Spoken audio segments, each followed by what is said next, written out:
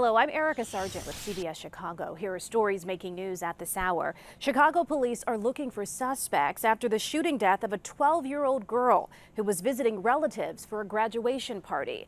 Mai Martinez has the details. Chicago police are still looking for the person or persons responsible for shooting and killing a 12-year-old girl from Michigan who was visiting family here in Chicago.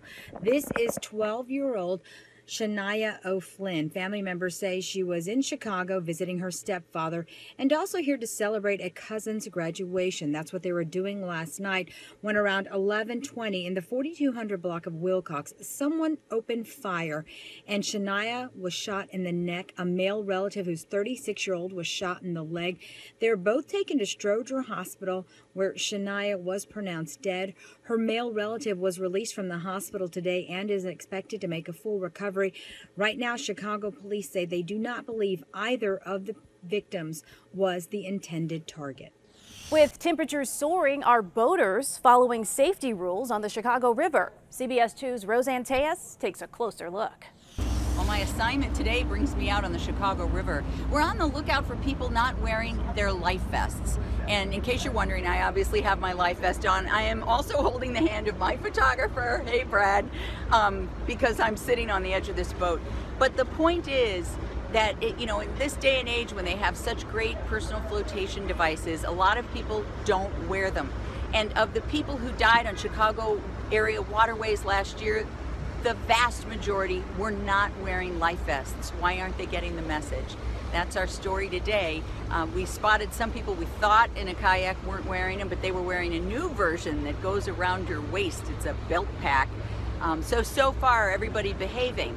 Now, there is no law that you have to wear a flotation device on a boat if you're an adult, but they need to be accessible. And a lot of people really don't pay enough attention to that. You need to know where your life vests are. They need to be accessible, and ideally you should wear them on the boat.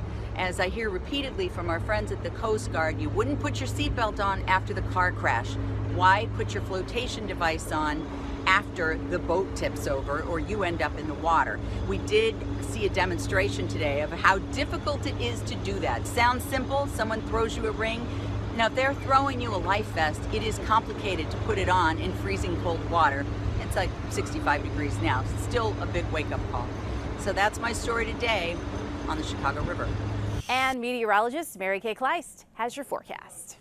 Well, the weekend heat wave is still setting up for Chicago. We have the excessive heat watch in effect for Cook County only for Saturday, Sunday, and Monday until that cold front passes Monday night. Northwest Indiana, it's an air quality alert just because of the stagnant hot air that's in place. We are seeing that warm front bring in the hot air. 91 in Ottawa now, rising to 88 Joliet, 87 at O'Hare. A little cooling at the lakefront for the moment, but I think as this warm front lifts through in the next couple of hours, we are going to see temperatures lakeside really reach into the 80s. It's 92 in Des Moines, south of the front, 95 in St. Louis. Now, ahead of this area of low pressure around Minneapolis, we're seeing showers and a few thunderstorms, also some around Green Bay. There is a chance we could have a pop-up shower or a thunderstorm this evening and again tomorrow morning. But then after that, it's just going to be super hot. It feels like temperature Saturday, Sunday, Monday, 100 to 105. Now for Father's Day, I'm expecting 97 for the high, and that would break the old record of 96 degrees set back in 1957.